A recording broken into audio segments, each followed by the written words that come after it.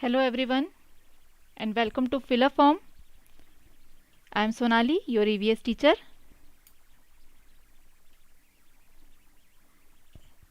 And our class timing is 6 to 7 p.m. every Monday to Saturday. So join fast. मैं सोनाली आप सभी का fill up form में बहुत बहुत स्वागत करती हूँ और आशा है आप सभी बहुत अच्छे होंगे और हर रोज़ की तरह आज भी क्लास में जुड़ने का प्रयास कर रहे होंगे। तो जो जुड़ते जाएंगे क्लास में वो मुझे अपना थम्स अप शो करते जाएंगे।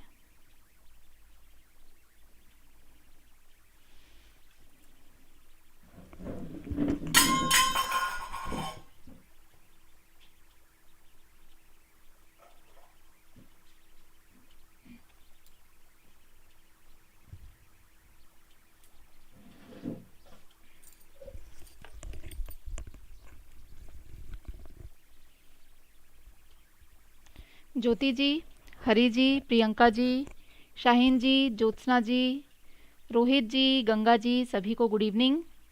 जय श्री कृष्णा।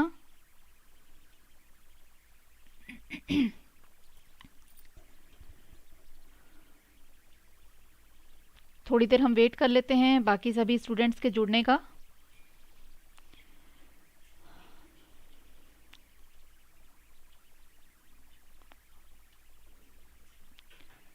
आप सबकी तैयारी कैसी चल रही है सीटेट की?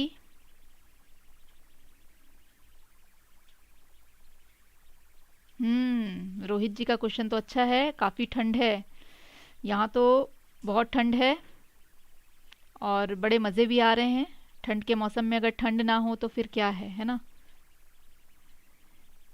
Anjali ji, Pratiksha ji, Divya ji, very good evening all of you.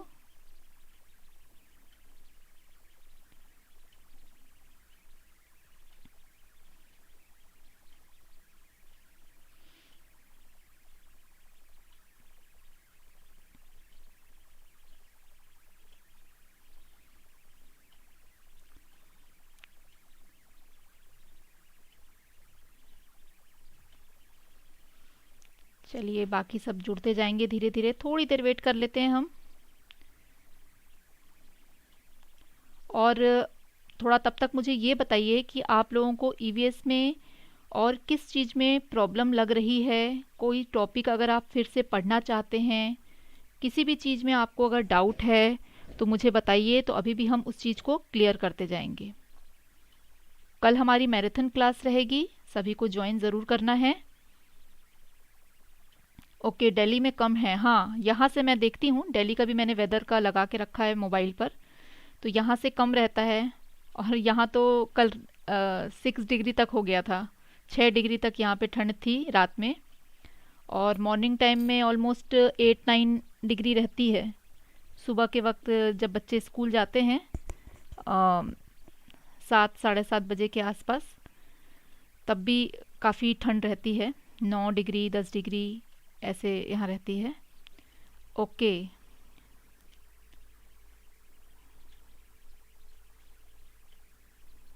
ये भी एक मज़ा है, कोहरा होने का अपना एक अलग मज़ा होता है।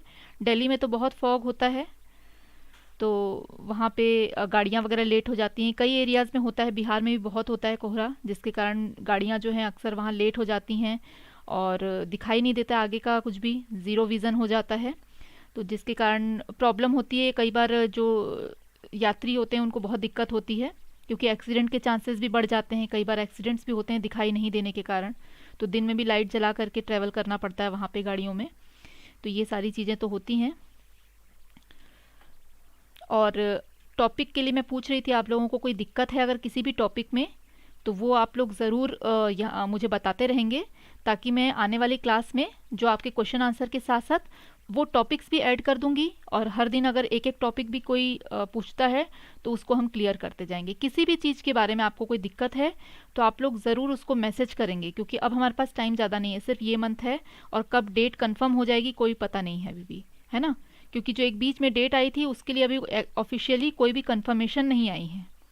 तो इसलिए आप लोग ये देखेंगे कि क्या चीज़ का आपको दिक्कत है, डाउट है, तो वो आप फिर पूछेंगे मुझसे। हाँ, इतना लेट उठ रहे हैं इसलिए तो दिमाग कम काम कर रहा है आपका। थोड़ा सुबह जल्दी उठिए। दिमाग को फ्रेश रखने का सबसे अच्छा तरीका है कि हम सुबह जल्दी उठें। इतने 9 बजे उठेंगे तो फिर इसीलिए नंबर कम आ रहे हैं। ये सिर्फ आज की बात नहीं है, लग रहा है आप रोज़ सुबह 9 बजे ही उठ रहे हैं, तो नंबर आपके अच्छे नहीं आ रहे हैं। तो मॉर्निंग में थोड़ा एक्स्ट्रा टाइम दीजिए, या अगर आप नाइट जग के पढ़ने वाले लोगों में हैं तो रात को फिर एक्स्ट्रा टाइम दे करके आप पढ़ाई अपनी कंटिन्यू करिए। और टाइम जो है अपने टाइम टेबल में अपने टाइम को थोड़ा इंक्रीज करने की कोशिश करिए।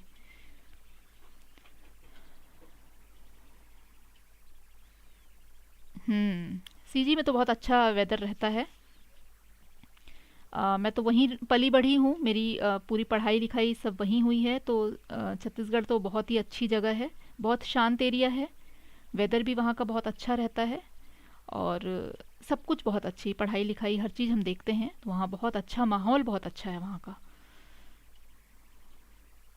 ओके, मतलब रात भर पढ़ते हैं आप रोहित जी, 3 बजे सोते हैं। चलिए ठीक है, तब तो अच्छी बात है, तब पढ़ रहे हैं तो फिर अच्छी बात है, लेकिन नंबर तो कम आ रहे हैं ना। चलिए ध्यान से आज की क्वेश्चन आंसर करेंगे हम लोग। अब तो क्लास में जितने लोगों को आना था आ चुके। तो फिलअप फॉर्म में आपका सभी का बहुत बहुत स्वागत है। फिलअप फॉर्म आपकी एक एजुकेशनल वेबसाइट है। और माही जी, कल क्यों नहीं आई थी आप, क्या हो गया भाई? सब ठीक ठाक है? तो फिलअप फॉर्म में आप देखेंगे कि नेट की क्लासेस भी चल रही हैं और सीटेट की क्लासेस भी चल रही हैं। तो आपको जिनको जो भी क्लास अटेंड करनी है वो अटेंड कर सकते हैं। प्लेलिस्ट में भी आप जाके देख सकते हैं, सब्जेक्ट वाइज आपको सारे वीडियोस मिल जाएंगे। और जो सीटेट की हो चाहे नेट की, आप क्लासेस अटेंड कर सकते हैं। ठीक है, और ये हमारा टाइम टेबल है।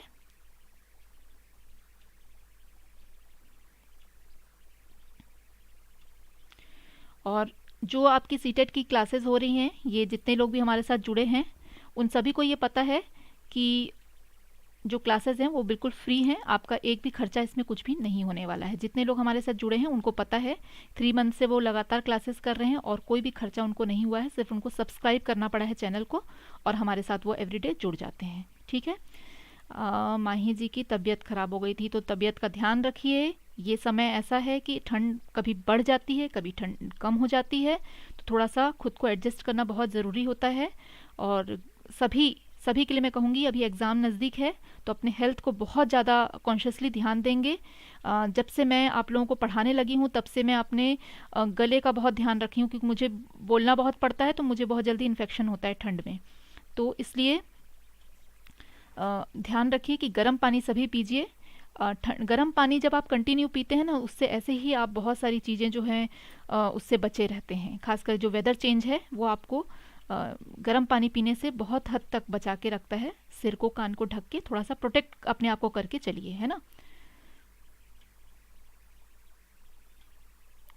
ओके, डेंटल है इशू।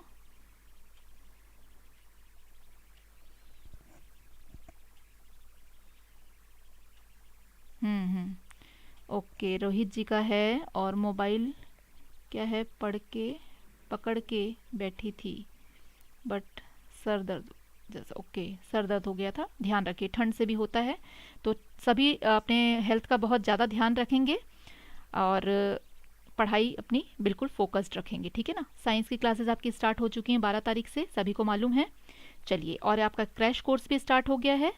जिनको भी ज्वाइन करना है 199 ओनली इसका है प्राइस, उसमें आप ये ज्वाइन कर सकते हैं और व्हाट्सएप ग्रुप में जुड़ सकते हैं, जिसमें आपको फुल क्लासेस मिल जाएंगी। 5000 प्लस MCQs मिलेंगे, 20 प्लस PYQ मिलेंगे, मॉक टेस्ट होगा। और जिनको भी जुड़ना है व्हाट्सएप ग्रुप में, वो नीचे स्क्रीन पे एक नंबर है, उसमें जा कर के जुड़ सकते हैं। ठीक है, तो ये आपका ग्रुप में आप जुड़ जाएंगे। तो आपको जो भी क्वेरी है आप यहाँ पे जुड़ करके कंफर्म कर सकते हैं कि भाई क्या है नहीं है, जो भी पूछताछ करना है आप कर सकते हैं। ठीक है। और आप लोगों का जो ऑनलाइन क्विज चल रहा है, first paper and second paper both के लिए है। इसका जो आप लिंक देख रहे हैं इस पर आप ज्वाइन कर सकते हैं। एवरी डे ये होता है और 5 बजे से होता है शाम को। और इसके लिए अभी गिव अवे जो हुआ था उसमें जो विनर थी रेखा जी, सभी को मैंने बताया था। और फिर नेक्स्ट जो गिव अवे है वो 15 को है। ठीक है, तो be ready for the next give away. हो सकता है कि लकी विनर आप हो जाएं, तो ये आप ध्यान दीजिएगा। और चलिए अब बिना डिले किए हमारी क्लास शुरू करते हैं, ठीक है। चलिए first question is which one is true about non metal. कल मेटल के बारे में पूछा था, आज अधातु के बारे में हम देख रहे हैं कि अधातु के बारे में कौन सा सही है। शाइनिंग सरफेस चमकती सतह, गुड कंडक्टर अच्छा कंडक्टर, बैड कंडक्टर मतलब खराब कंडक्टर, और नन ऑफ दीज इनमें से कोई नहीं।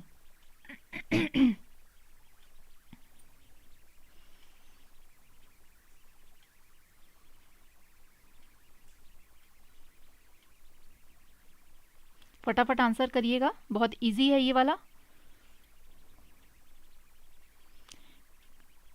कंडक्टर मीन्स आपका हो जाएगा अच्छा कंडक्टर मतलब सुचालक, और खराब कंडक्टर मतलब कुचालक, ठीक है ना। जो इलेक्ट्रिसिटी से सुचालक और कुचालक होता है उसके लिए good conductor and bad conductor मतलब सुचालक और कुचालक। राधा जी गुड इवनिंग, सभी को गुड इवनिंग जो लोग और जुड़ गए हमारे साथ, और फटाफट आंसर करिए। सी आंसर आ रहे हैं कि बैड कंडक्टर मतलब ये कुचालक होता है, दैट इज राइट आंसर, बिल्कुल सही। जैसे कि धातु जो होता है, किसी भी तरह का आप धातु लेते हैं तो वो क्या होता है, बहुत अच्छा कंडक्टर होता है मतलब सुचालक होता है।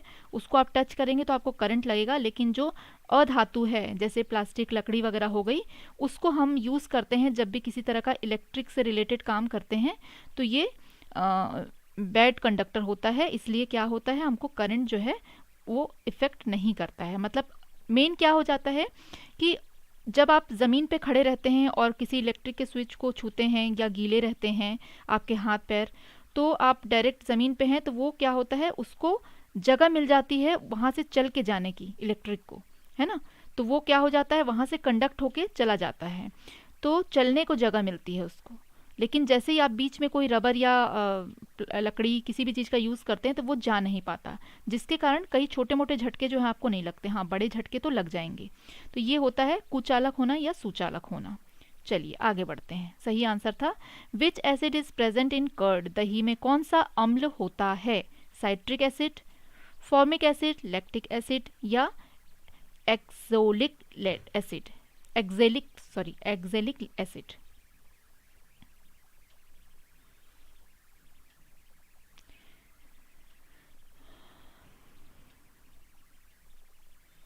कोई बात नहीं, मैं तो 5-7 मिनट के बाद ही क्लास शुरू करती हूँ ताकि सभी लोग आ जाएं क्लास में, और कि कल की क्लास जो है वो मिस मत करिएगा। 50 क्वेश्चंस रहेंगे 1 आवर में, और किसी भी तरह का मैं इसमें डिस्क्राइब नहीं करूँगी, हम फटाफट क्वेश्चन आंसर करते जाएंगे, ठीक है। तो जिनको भी प्रॉब्लम होगी क्वेश्चन में, वो क्वेश्चन का नंबर नोट करके रखेंगे। हम नेक्स्ट जो क्लास होगी उसमें आप मेरे साथ डिस्कस कर सकते हैं कि किस नंबर वाले क्वेश्चन में आपको दिक्कत आई है, तो उसको फिर मैं आप लोगों को ठीक करवा दूंगी, जो भी दिक्कत रहेगी उसमें समझा दूंगी। हाँ, तो इसका आंसर भी सी आ रहा है, C is the right answer. Very good all of you कि लैक्टिक एसिड जो है वो दही में होता है, ठीक है। लैक्टोबैसिलस आप लोग को पता ही है, बैक्टीरिया जो रहता है उसमें, और वो बनाता है लैक्टिक एसिड, जिसके कारण से जो दूध है वो दही में कन्वर्ट हो जाता है। बिल्कुल सही। चलिए आगे बढ़ते हैं। Next question, water form by melting of ice is an example of. बर्फ पिघलने से जल का बनना एक उदाहरण है। फिजिकल चेंज पानी का भौतिक परिवर्तन, केमिकल चेंज पानी का रासायनिक परिवर्तन, बोथ ए एंड बी दोनों ए और B, neither A nor B ना तो ए और ना ही बी।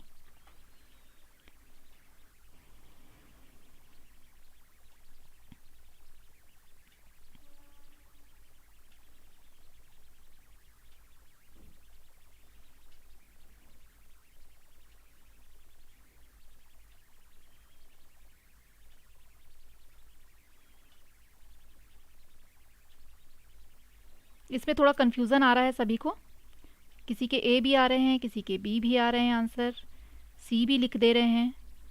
तो इसका जो राइट आंसर है वो मैं आपको क्लियर कर दूं कि इस पानी का जो बर्फ़ का जो पिघल कर जल बनना है वो एक भौतिक परिवर्तन है, मतलब एक फिजिकल चेंज है, ठीक है। इसमें किसी भी तरह का हमने केमिकल नहीं डाला है, केमिकल के थ्रू ये चेंज नहीं आ रहा है। मान लीजिए कि पानी में हम कोई केमिकल डालते हैं जिससे कि उसका कलर चेंज हो जाता है, तो वो क्या हो जाएगा, पानी का रासायनिक परिवर्तन होगा, क्योंकि हमने उसमें कोई तरह का केमिकल यूज़ किया है। लेकिन इसमें देखिए आपने बर्फ़ को नॉर्मली जमा दिया, एक टेम्परेचर का फ़र्क पड़ा, और उसको फिर बाहर रख दिया जहाँ की टेम्परेचर जो है वो ज़्यादा है, जिससे बर्फ़ क्या हो गया, नॉर्मली पिघल जाएगा। तो पिघल गया बर्फ़, और बर्फ़ पिघल करके वापस जल बन गया। तो इसमें हमने किसी भी तरह का केमिकल यूज़ नहीं किया है, तो केमिकल का यूज़ नहीं होने के कारण ये केमिकल चेंज नहीं होगा, ठीक है। और दोनों ये हो नहीं सकता कि भौतिक परिवर्तन भी हो, रासायनिक भी, ये हो नहीं सकता। तो ये सिर्फ क्या हुआ, फिजिकल चेंज हुआ, मतलब भौतिक रूप से वो परिवर्तन हुआ, वो जिस स्टेट में था उस स्टेट से वो चेंज हो गया। अगर हम पानी को लेंगे और उसको बर्फ़ बना देते हैं, वो भी उसका क्या होगा, फिजिकल चेंज ही होगा। लेकिन हम अगर उसमें किसी भी तरह का नमक, चीनी, कोई घोल बनाते हैं, तो वो फिर क्या हो जाएगा, आपका केमिकल चेंज हो जाएगा, ठीक है। तो ये आपका रासायनिक परिवर्तन में कहलाएगा। तो ये आपका बर्फ से जो जल पिघल के बन रहा है वह हाँ पुनः अपनी अवस्था को प्राप्त कर ले रहा है। किसी भी तरह का इसमें हमने केमिकल यूज़ नहीं किया है ना। तो पानी जो है आपका 3 तरह के स्टेट में होता है, ये आपको पता है। अपने जो नॉर्मल स्टेट उसका हुआ लिक्विड फॉर्म में वो हो जाता है, और वो जब इवेपोरेट होता है तो भाप बन जाता है, और उसको जब जमा दिया जाता है तो वो बर्फ़। इस तरह से 3 तरह से पानी का जो है स्टेट होता है। और उस तरह से देखा जाए तो इसमें ये सिर्फ भौतिक परिवर्तन है। देखिए अंजलि जी ने लिखा है बहुत अच्छा, परिवर्तन के बाद पुनः अपनी अवस्था को प्राप्त कर सके तो वो भौतिक परिवर्तन, बिल्कुल सही। तो इसमें किसी भी तरह का केमिकल का यूज़ नहीं है, वेरी गुड।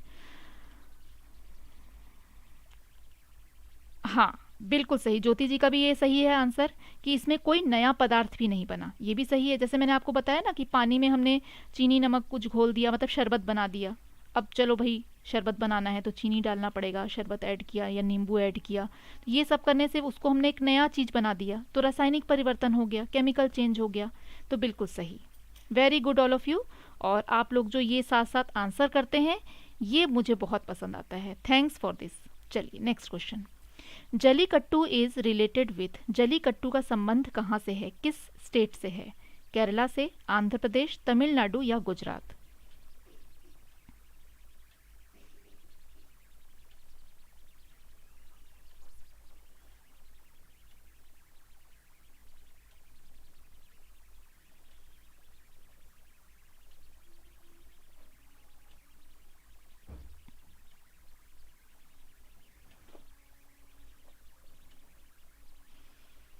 फटाफट आंसर करिए, इसका आंसर लेट आ रहा है आप लोगों का। स्क्रीन पे आंसर आने के पहले आपको आंसर करना है। लेखनी जी का आया आंसर सी, तमिलनाडु।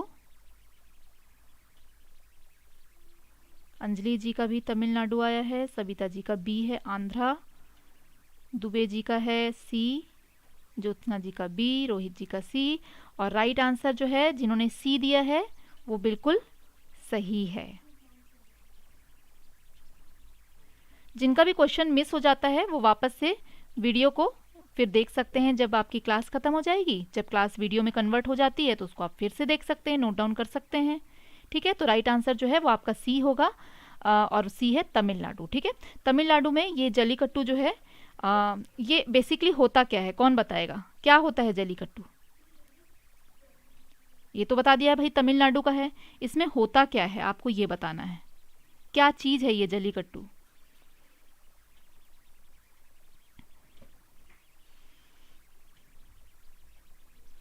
हाँ ज्योत्सना जी भी पूछ रही हैं, देखते हैं हमारे स्टूडेंट्स में से कौन बताता है, फिर आगे मैं आप लोगों को डिस्क्राइब करूंगी। ये एक अलग वर्ड है ना, तो इसलिए मैंने सोचा कि इसको ऐड किया जाए। तो जिनको भी पता है वो बताएंगे, और नहीं पता है तो आगे हम देखेंगे कि क्या है ये, इसके बारे में हम जानेंगे आज।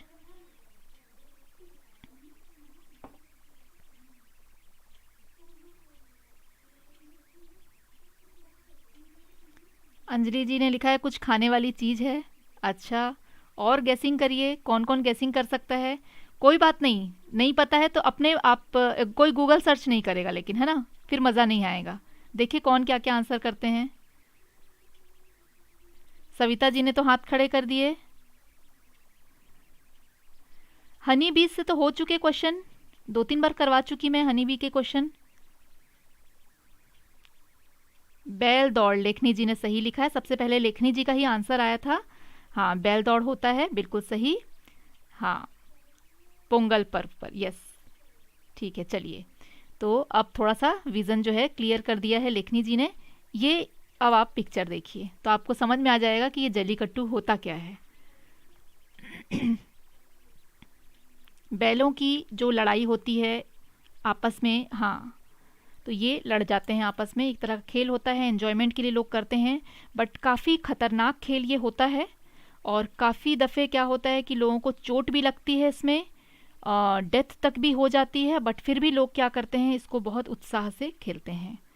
बहुत गंभीर रूप से लोग घायल होते हैं, हाथ पैर टूटते हैं। आप समझ ही सकते हैं, पिक्चर देख के आप जान सकते हैं कि कितना ऐसा डरावना खेल है ये, जिसको खेलने से बहुत ज़्यादा चोट लगने की संभावना जो है बनी रहती है। तो ये है जल्लीकट्टू, इसलिए मैंने पिक्चर भी ऐड किया है ताकि आपको बिल्कुल क्लियर से समझ में आ जाए, ठीक है ना। इसको ध्यान रखिएगा। पिक्चर्स हमेशा जो हैं हमारे माइंड में हमें कई चीज़ को याद रखने में मदद करते हैं। तो मेरा हमेशा आप लोगों को यही टिप रहता है कि जब भी आप क्लासेस लेंगे, बच्चों को पढ़ाएंगे, तो बोर्ड में भी आप पिक्चर्स ड्रॉ करेंगे। स्मार्ट क्लास अगर आप करा रहे हैं तो उसमें आप स्क्रीन पे पिक्चर्स जरूर ऐड करेंगे, उससे बहुत चीज़ें याद रहती हैं, ठीक है। हाँ, तो ये बैल दौड़ होती है, बैलों की लड़ाई होती है, इस तरह से ये एक खतरनाक खेल है, ठीक है, याद रहेगा सभी को। अब आगे बढ़ते हैं, next question. Geeta Phogat is from, Geeta Phogat कहाँ से हैं? पंजाब से, जम्मू और कश्मीर से, हरियाणा से और उत्तराखंड से। हाँ जी, लेखनी जी के लिए ताली बजनी चाहिए, वेरी गुड, सही बात है, लेखनी जी के लिए आज ताली बजनी चाहिए, क्योंकि she is only a student जिनको ये पता था।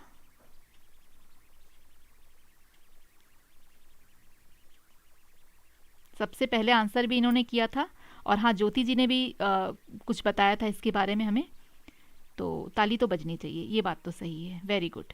लेकिन साथ साथ आंसर भी करना है, बहुत इजी क्वेश्चन है, इसका आंसर सबको आना चाहिए।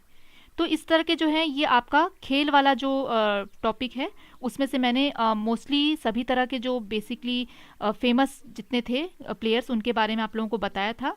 And C is the right answer, Haryana से हैं वो, और इनके बारे में जो फिल्म है वो आप लोग सब ने देखी ही होगी, दंगल, तो इसे ज़्यादा बताने की ज़रूरत नहीं है, आप सभी जानते ही हैं, ठीक है। चलिए, ताली भी बज गई, क्वेश्चन का आंसर भी हो गया, वेरी गुड। ये होती है गुड स्पिरिट, है ना, एक हम लोग हौसला लेके चल रहे हैं और सब एक दूसरे को अप्रिशिएट भी करते हैं बीच बीच में, ये क्लास में सबसे अच्छी बात है, थोड़ा एनर्जी भी आ जाता है ना। चलिए आगे बढ़ते हैं नेक्स्ट क्वेश्चन पे। Sakshi Malik is related with, Sakshi Malik का संबंध किससे है? ये क्वेश्चन पूछा जा चुका है, उन्हीं को मैं यहाँ पे आप लोगों को दिखा रही हूँ।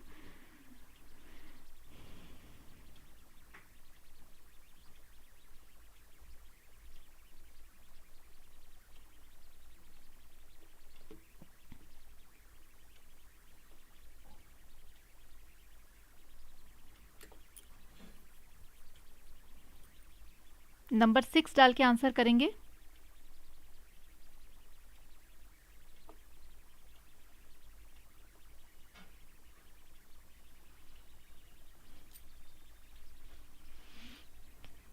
कंफ्यूज मत कर जाइए सब, एक के पीछे एक सारे कंफ्यूज हो जाते हैं, ये बड़ी दिक्कत वाली बात है। एक ने आंसर किया, सारे के सारे गलत आंसर कर देते हैं। इसका राइट आंसर है कुश्ती, साक्षी मलिक हैं कुश्ती, मैंने बताया था आप लोगों को, पढ़ाया भी है इनके बारे में, कंफ्यूज मत होइए। इसका राइट आंसर है बी, कुश्ती, ठीक है। जो आप शूटिंग सोच रहे हैं, शी इज़ अवनी लेखारा, मैंने आपको बताया था, हैंडीकैप्ड हैं, शूटिंग में उन्होंने जीता है, वो अवनी लेखारा हैं, ठीक है। और ये है साक्षी मलिक, कुश्ती में इनका है नाम, इसको करेक्ट करिए, ठीक है, जहाँ गलती हो रही है उसको करेक्शन आप लोग करके चलिए। और नंबर सब जोड़ रहे हैं या नहीं जोड़ रहे हैं? ईमानदारी से जोड़ना है सबको, कोई इसमें झूठ मूठ नहीं नंबर जोड़ेंगे, सब अपने अपने ईमानदारी से नंबर आज जोड़ेंगे, ठीक है, लास्ट में मैं देखूंगी सबके नंबर। चलिए आगे बढ़ते हैं। पीवी सिंधु का संबंध किससे है? ये तो इजी है, फटाफट बताइए।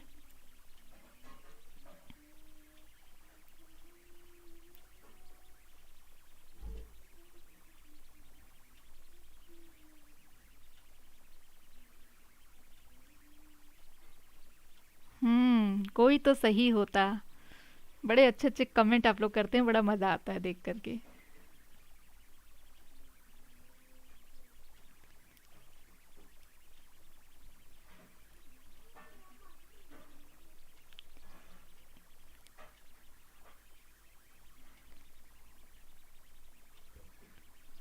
तो 7th का आंसर आना शुरू हो गया। D is the right answer. Very good all of you, बहुत सही आंसर आप लोग कर रहे हैं, बिल्कुल सही। D is the right answer. Badminton, इसमें तो कोई शक नहीं है, और पीवी सिंधु को तो हर कोई जानता है, फेमस हैं और बहुत लोगों की फेवरेट हैं, जैसे मेरी भी फेवरेट हैं, मुझे बहुत अच्छी लगती हैं। चलिए आगे बढ़ते हैं। ये तो बिल्कुल सबका सही था, सबके नंबर जुड़ गए।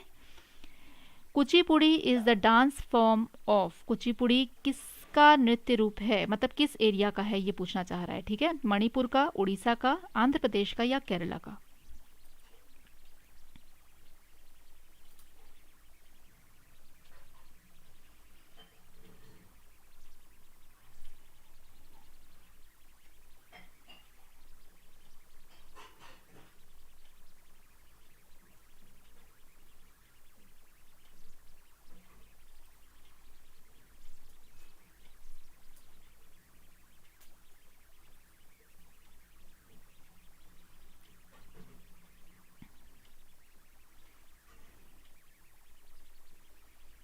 एट्थ का आंसर, हाँ कुछ लोगों का तो आ गया है, और जिन्होंने सी आंसर किया है वो सभी सही हैं। सी इज़ द राइट आंसर। ये आंध्र प्रदेश का डांस फॉर्म है, नृत्य का एक रूप है जो कि आंध्र प्रदेश से संबंधित है। ठीक है, ये मैंने आप लोगों को डांस फॉर्म एक बार पढ़ाया हुआ है, पूरा एक क्लास में वही पढ़ाया था, बहुत अच्छी क्लास वो हुई थी, विथ पिक्चर्स मैंने आप लोगों को पूरा पढ़ाया हुआ है डांस फॉर्म के बारे में। इसको भी ज़रूर पढ़ के जाइएगा आप, क्योंकि इसमें से भी कई बार पेयर्स बनाने के लिए भी आ जाते हैं।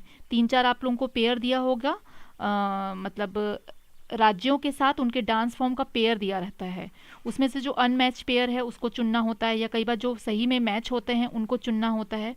तो इस तरह से आप लोग जो हमारे शास्त्रीय जो नृत्य हैं, 4-6 जो आपको हैं, 4-6 नहीं सॉरी 8 हैं जो कि शास्त्रीय नृत्य हैं, उनको तो आप अच्छे से कर ही लीजिएगा। उसके अलावा जैसे हमारे कुछ फोक डांस हो जाते हैं, जैसे गरबा हो गया, आपका लावणी हो गया, इन सबको आप थोड़ा अच्छे से ध्यान दे के जाइएगा। उसमें मैंने आप लोगों को बहुत अच्छे से पढ़ाया हुआ है, तो वो वीडियो आप डांस फॉर्म वाला ज़रूर देखिएगा। ठीक है, तो उसमें 1-2 क्वेश्चन इसमें से भी आपके आते हैं। बिल्कुल सही आंसर किया है जिन्होंने सी किया है, वो अपने नंबर प्लस कर लेंगे। How the grain can be separated from stock and husk, अनाज को डंठल और भूसी से कैसे अलग किया जाता है। विनोइंग मतलब ओसाना, फिल्ट्रेशन मतलब फिल्टर करना, थ्रेशिंग और नन ऑफ दिस, इनमें से कोई नहीं। ये आप लोगों ने गांव में अक्सर देखा होगा इसको, कि अनाज को डंठल से किस तरह से अलग किया जाता है।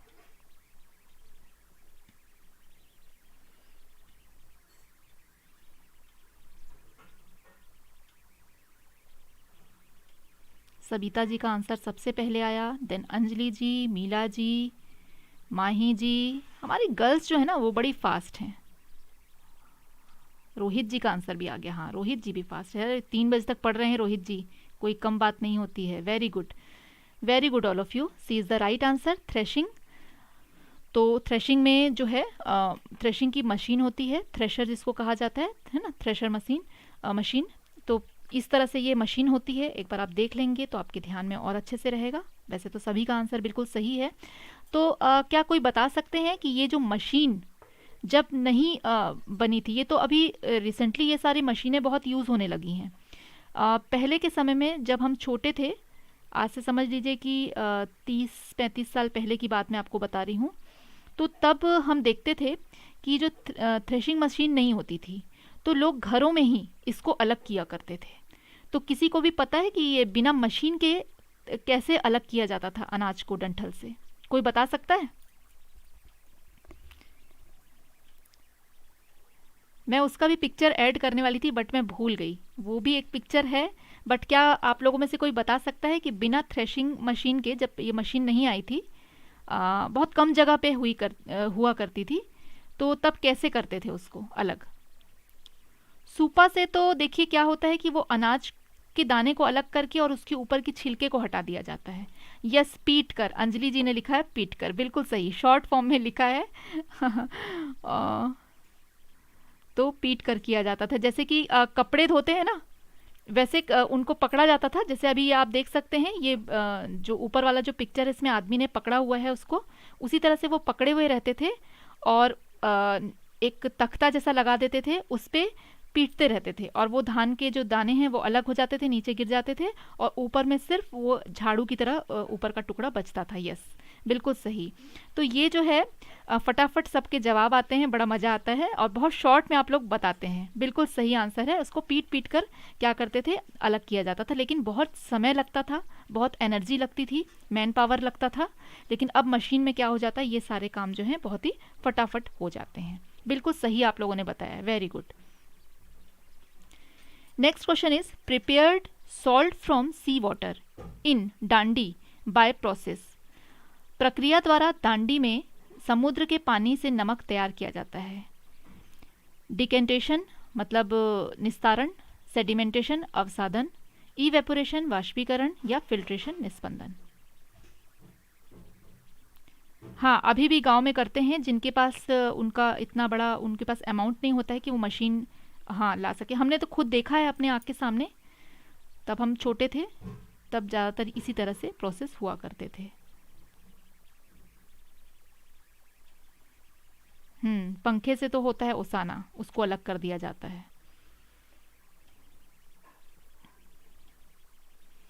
ध्यान से आंसर करिएगा, बहुत इजी आंसर है। समुद्र के पानी को क्या किया जाता है, जरा सोचिए। कैसे आप लोग गलत कर रहे हैं, इसका आंसर मुझे समझ नहीं आ रहा है। सी इज द राइट आंसर। ये कैसे गलती हो गई सबसे? वाष्पीकरण होता है, वहाँ क्यारियाँ बना के रखी जाती हैं, मैंने समझाया भी हुआ है, आप लोगों ने देखा भी होगा टीवी वगैरह पे। अलग अलग क्यारियाँ सी बना दी जाती हैं, उनमें पानी रखा जाता है समुद्र का, उसको वैसे ही छोड़ दिया जाता है और फिर उसमें जो सनलाइट पड़ता है तो वो भाप बन के उड़ता है और नीचे नमक बच जाता है। और जो फिर वो नमक बचता है उसमें तो रेत के भी कुछ अंश होते हैं, तो उसको फिर अलग किया जाता है। वो सब फैक्ट्री वगैरह में होता है, उसका जो भी फिल्ट्रेशन का काम है।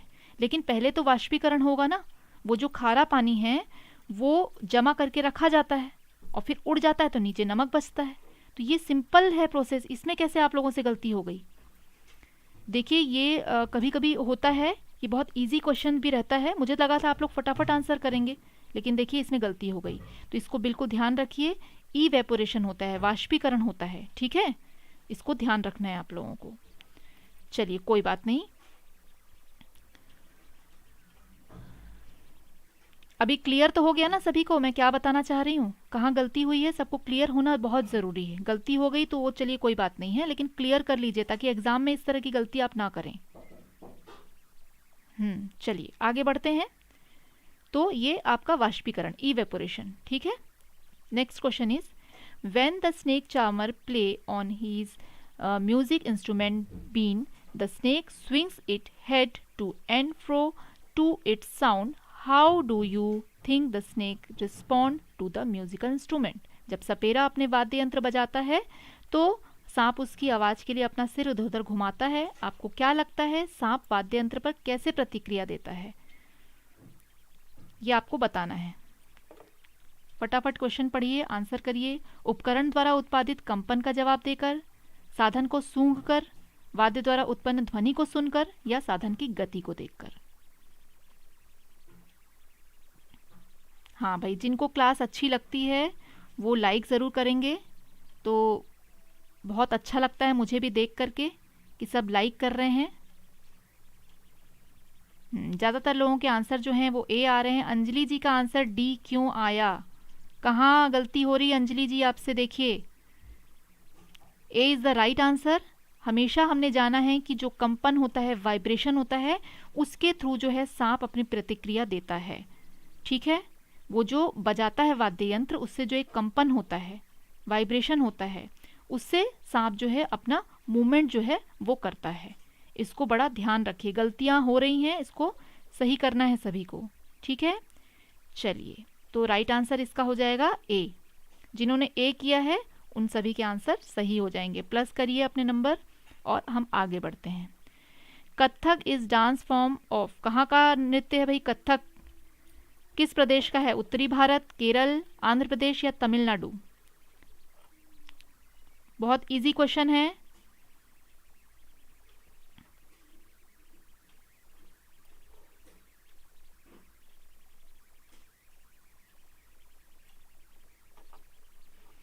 और देखिए ये यूपी टेट में पूछा गया क्वेश्चन है, कई यूपी टेट के इजी क्वेश्चन जो हैं जिसको कि सी टेट में पूछा गया है।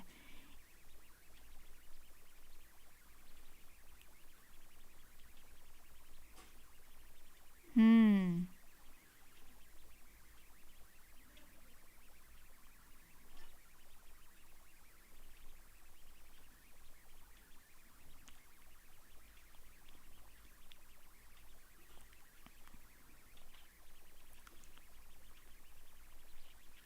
टीना जी का एच भी आंसर आ रहा है, लेकिन एच ऑप्शन में नहीं है, पर टीना जी का एच कैसे आ रहा है पता नहीं।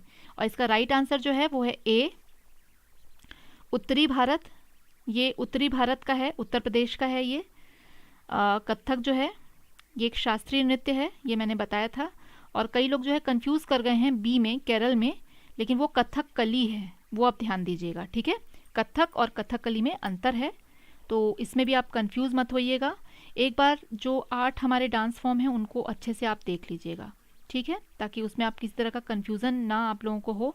एक बिहू डांस के बारे में भी बहुत पूछा जाता है, ये कौन से राज्य का है, तो बिहू डांस जो है असम का है। तो इस क्वेश्चन को भी मैंने कई कई बार देखा है कि वो रिपीट हुआ है। कभी वो मैच इट वाले टाइप से पूछ लेता है, कभी डायरेक्टली पूछता है, कभी लिखा रहता है कि बिहू किस राज्य का डांस है, तो असम का डांस है। कभी असम का जो डांस फॉर्म है वो बताइए, तो बिहू है। इस तरह से घुमा फिरा के ना असम का बिहू जो है इसके बारे में क्वेश्चंस पूछा जाता है।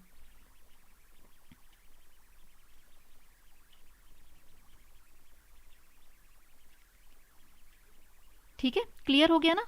तो ये आप लोग को याद रखना है कि तो कथक जो है ये हमारे उत्तरी भारत का है डांस, ठीक है। तो सारे डांस फॉर्म को एक बार आप लोग रिवाइज करिएगा, चाहे तो क्लास भी देख सकते हैं। हाँ चलिए आगे बढ़ते हैं।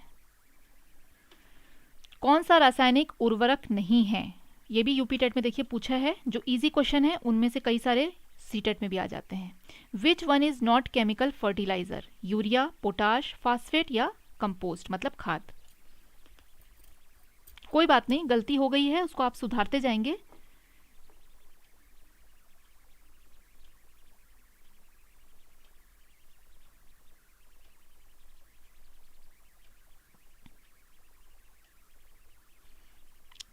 स्क्रीनशॉट से फोटो लेकर के रखी हैं मेरा, ओके थैंक यू। चलिए अच्छी बात है। मेरा लैपटॉप अभी मैं ठीक करने भी नहीं दे पा रही हूँ ना, इसका कैमरा ख़राब हो गया है लैपटॉप का, क्योंकि अब मैं दूंगी तो फिर ये 4-5 दिनों के लिए ठीक होने चले जाएगा, मैं क्लास नहीं ले पाऊंगी। तो अभी आप क्लास करवाना ज़्यादा ज़रूरी है कैमरा ठीक करवाने से। हाँ, तो इसका आंसर जो आ रहा है डी है, डी बिल्कुल सही है। कंपोस्ट, कंपोस्ट में किसी भी तरह का रासायनिक पदार्थ हम नहीं मिलाते हैं। मैंने बताया भी था कि कंपोस्ट जो है किस तरह से तैयार किया जाता है, और बहुत सारे लोग अपने घर में तैयार कर भी रहे हैं, ठीक है। चलिए नेक्स्ट क्वेश्चन।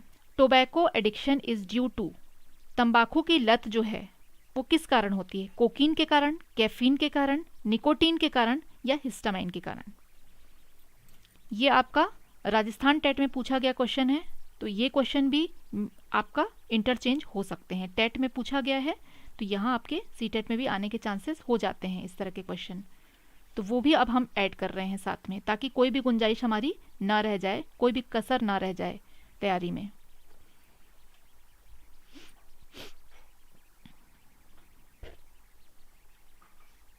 इसके बारे में टीवी में कई बार ऐड भी दिखाता है, आपने देखा होगा।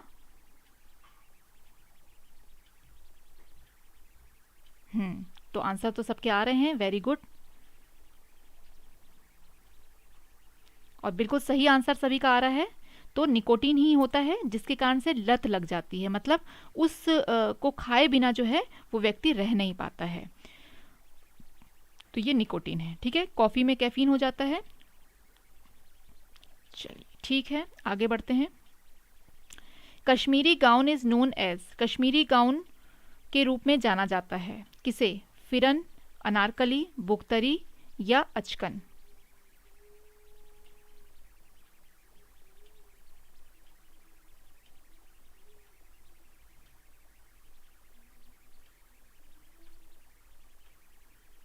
फिफ्टीन का आंसर करिएगा।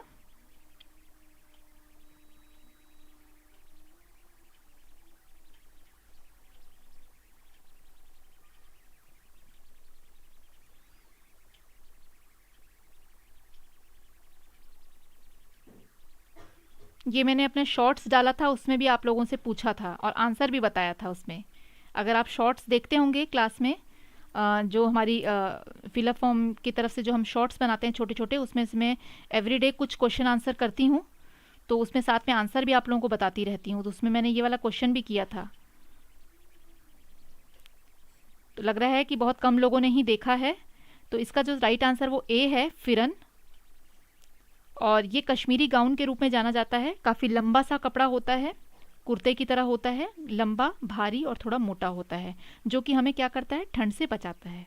ठीक है, तो इसको थोड़ा देख लेते हैं किस तरह का होता है, ताकि ये भी आपको ध्यान में रहे कि ये किस तरह का होता है। देखिए जेंट्स जो हैं इस तरह के पहनते हैं, और जो बगल में आप सेकंड पिक्चर देख रहे हैं ये लेडीज़ लोगों का होता है, वर्क किया हुआ रहता है, इसमें कुछ हाथ का काम किया हुआ रहता है। और वाकई में ये इतना बढ़िया होता है ये कपड़ा, क्योंकि इसको मैंने यूज़ किया है, तो मैं खुद जानती हूँ कि ये काफ़ी गर्म करता है। बहुत मोटा ऐसे पहनने में नहीं लगेगा कि इतना मोटा तो है नहीं, ठंड रोकेगा कि नहीं, लेकिन ये काफ़ी ठंड को रोक पाता है और बहुत बेहतरीन कपड़ा होता है। और इसमें जो हाथ का काम होता है, एम्ब्रॉयडरी जो की हुई होती है, वो भी बहुत ही सुंदर, बहुत ही बेहतरीन होती है। थोड़ा महंगा मिलता है ये कपड़ा, लेकिन ये बहुत ज़्यादा लॉन्ग लास्टिंग कपड़ा होता है, काफ़ी सालों तक चलता है। मुझे ध्यान है कि इसको मैं हर सर्दियों में पहनती थी, और ये करीब करीब 15 सालों तक मैंने लगातार पहना है। तो उसके बाद भी ये फटा नहीं। हर मतलब सर्दियों में पहनती थी, 2-2 महीने तो सर्दियाँ रहती ही थी, तो उसके बाद भी ये कपड़ा नहीं फटा। तो आखिरकार फिर मैंने इसको किसी को दे दिया कि भाई आप पहनो, मैं बिल्कुल बोर हो चुकी पहन पहन के।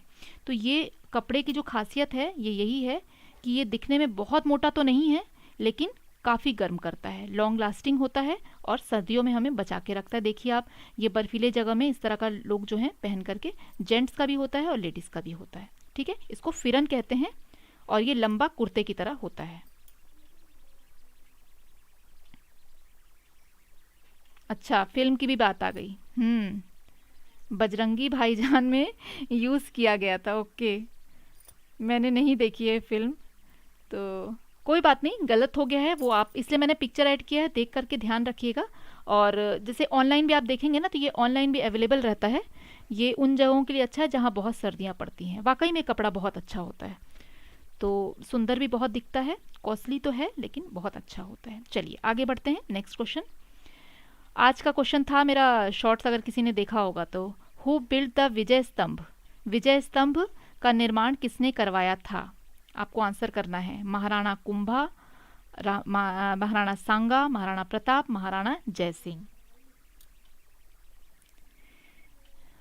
ये आज मैंने शॉर्ट्स जो डाला था फिलअप फॉर्म में, आप देख सकते हैं, शॉर्ट्स वाले ऑप्शन में जाएंगे तो आपको दिख जाएंगे। एवरीडे हम शॉर्ट्स डालते हैं, तो उसमें कुछ क्वेश्चंस मैं करती हूँ, साथ में आंसर भी बताती हूँ आप लोगों को। नहीं, अवतार भी मैंने नहीं देखा है, मैं थोड़ा कम देखती हूँ फिल्में।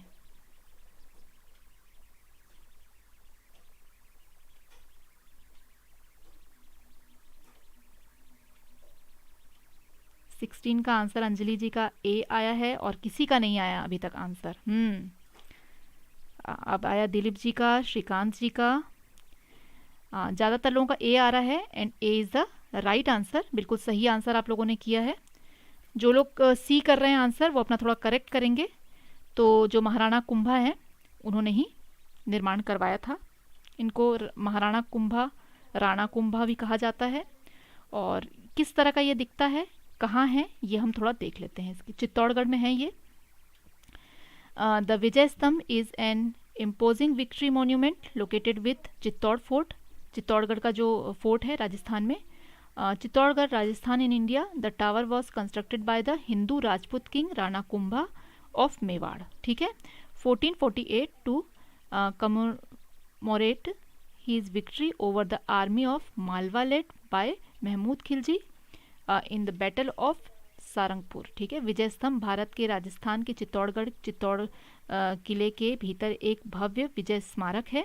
टावर का निर्माण जो है, मेवाड़ के हिंदू राजपूत राजा राणा कुंभा ने 1448 में सारंगपुर की लड़ाई में महमूद खिलजी के नेतृत्व वाली मालवा सेना पर अपनी जीत के उपलक्ष्य में किया था। ये एक यादगार के रूप में राजा जो रहते थे वो अपने नाम को अमर रखने के लिए इस तरह के कई सारे स्तंभ स्मारक बनवाया करते थे। उनमें से ये भी एक है जो बहुत ही फेमस है।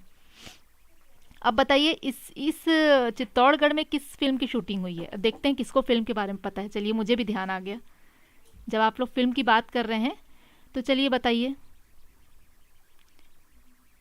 इस चित्तौड़गढ़ के जो है सामने भी एक फिल्म की शूटिंग हुई है। देखते हैं कौन बता सकता है। आप लोग बड़ी फिल्म के बारे में मुझसे पूछ रहे हैं ना, इसलिए मैं आज आप लोगों से चलिए फिल्म के बारे में पूछ लेती हूँ। कौन बता सकता है? हाँ, थोड़ा लेट आता है कमेंट मेरे पास।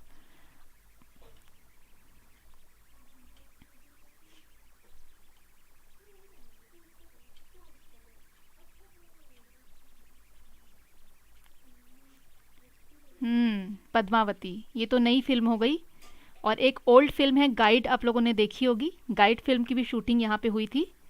एक सॉन्ग है कोई सा, उसमें ये जो है, मैंने छोटी थी ना तब मैंने देखा था, तो मुझे ये चित्तौड़गढ़ का जो टावर है बहुत पसंद आया था। उस गाने में ही मैंने देखा था, तब मुझे पता चला था कि ये चित्तौड़गढ़ का है।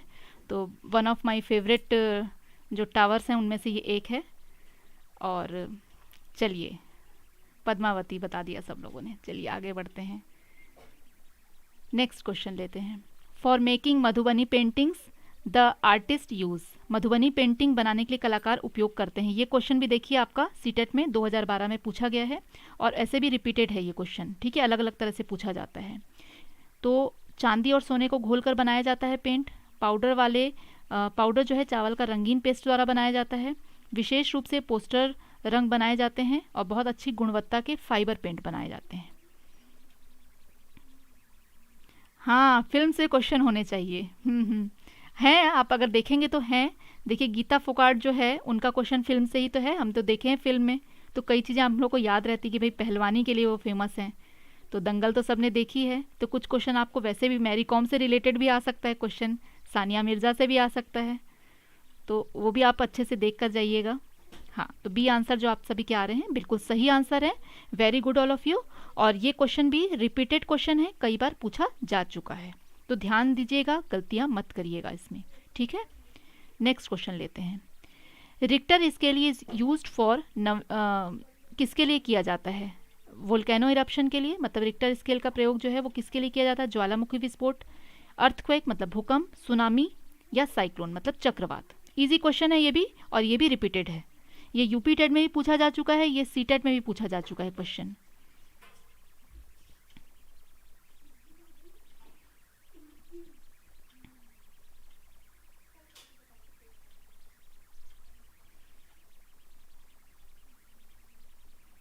मधुबनी वाला क्वेश्चन मेरे भी देश से है।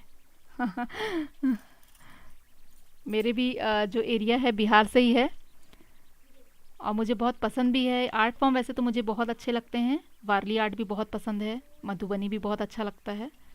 और बी सबके आंसर आ रहे हैं भूकंप के लिए, तो बिल्कुल सही आंसर है। इस क्वेश्चन को उल्टा करके भी पूछा जाता है कि भूकंप मापने की मशीन कौन सी होती है, ठीक है, किसके द्वारा मापा जाता है। तो उसमें आपका आंसर जो हो जाएगा रिक्टर स्केल हो जाएगा। और यहाँ पे आपको मशीन का नाम दे दिया गया है कि रिक्टर स्केल का प्रयोग किसके लिए किया जाता है, तो भाई भूकंप को मापने के लिए किया जाता है, ठीक है। चलिए नेक्स्ट क्वेश्चन लेते हैं। Carbon dating is used for, carbon dating का प्रयोग किया जाता है। ये भी यूपी डेट में पूछा जा चुका है, और आपका सीटेट में भी पूछा गया है। जगह जानने के लिए, टू नो द प्लेस, चीज़ों की उम्र जानने के लिए, to know the age of thing, लिखने के बारे में जानने के लिए, टू नो अबाउट राइटिंग, चीज़ों को पहचानने के लिए, to identify things. Easy question है ये भी रिपीटेड है। तो रिपीटेड क्वेश्चन को भी जरूर देखेंगे, कई क्वेश्चंस आपके रिपीटेड भी आएंगे, कुछ हो सकता है नए जुड़े और कुछ रिपीटेड आएंगे।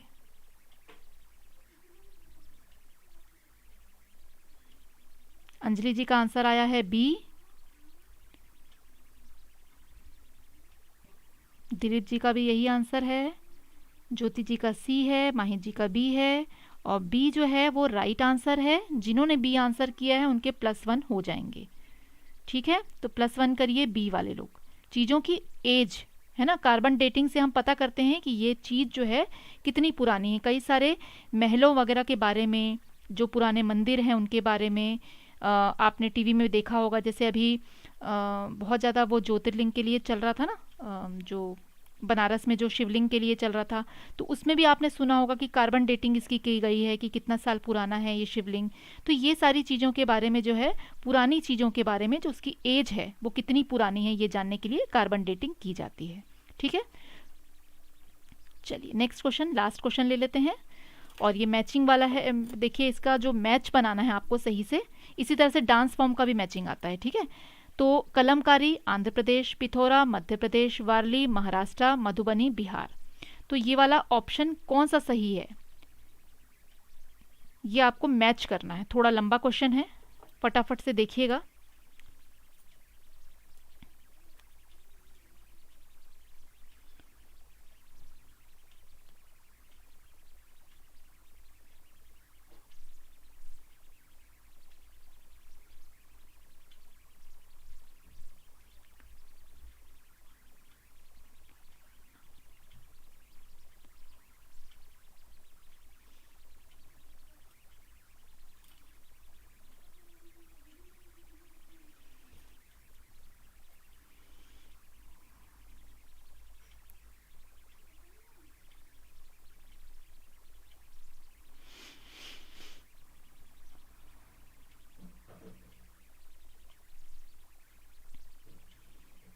Very good.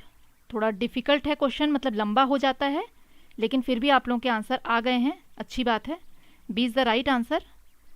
तो थोड़ा लंबा हो जाएगा, टाइम टेकिंग है। इस तरह के क्वेश्चन मैंने आप लोगों को बताया कि ये आप लोगों के एग्ज़ाम में आते हैं। एक तो ये आपका टाइम थोड़ा सा ख़राब इसमें होता है, तो एक दो क्वेश्चन इस तरह के आपके ज़रूर होंगे ही, जो आपका टाइम भी ख़राब करेंगे और थोड़ा सा कन्फ्यूज़न भी क्रिएट होता है। जब हम कंटिन्यू पेपर देते रहते हैं ना, उसमें से इस तरह से छांटने वाली बात आती है, तो थोड़ा सा होता है कन्फ्यूजन।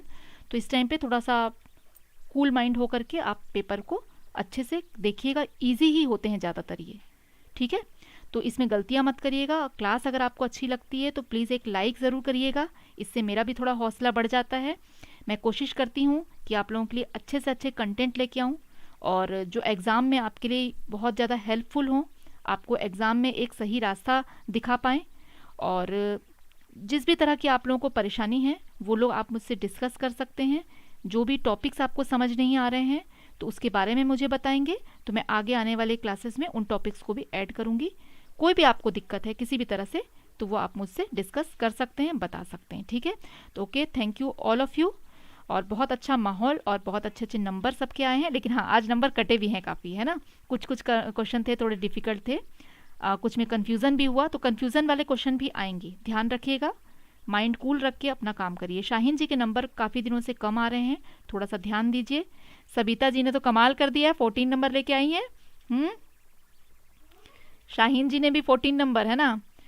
और ज्योति जी का भी उदास मुंह है, तो उदास नहीं होना है, बल्कि जिस जिस क्वेश्चन में आप लोगों से गलती हुई है उनको नोट डाउन करके रखिए। और फिर से अगर वीडियो को एक बार आप देखेंगे तो आप लोग को और अच्छे से हेल्प मिलेगी। तो आगे किसी भी तरह की कोई दिक्कत होती है तो वो मुझे आप लोग बताइए। हाँ, कल की क्लास बिल्कुल भी मिस नहीं करनी है, क्योंकि कल हमारी मैराथन क्लास है और कल मैं डिस्क्राइब नहीं करूँगी, फटाफट हम क्वेश्चन आंसर करेंगे। तो कल कॉपी पेन लेकर के भी अपना बैठिएगा, और जिस जिस क्वेश्चन में आप लोगों को डाउट लगेगा कि हमें ये वाला क्वेश्चन समझ नहीं आया, उसका नंबर नोट करके आप रखिएगा, ठीक है। और नेक्स्ट क्लास में आप मुझे वो नंबर बताएंगे ना, तो फिर मैं आगे आने वाली जो क्लास रहेगी उसमें उन क्वेश्चंस को आपको डिस्क्राइब कर दूंगी, ठीक है। तो वो नंबर ज़रूर आप लोग नोट करके रखिएगा, और कल देखते हैं 50 में से किसको कितने नंबर मिलते हैं। तो be ready for tomorrow's class, ठीक है। Okay, good bye all of you, take care, अपना ध्यान रखिए और रेगुलर क्लास में जुड़े रहिए हमारे साथ, और मिलते हैं कल, ठीक है। Okay, good bye all of you, thank you so much for joining us at fill up form. हमारी टाइमिंग जो है वो 6 to 7 PM है, याद रखिएगा।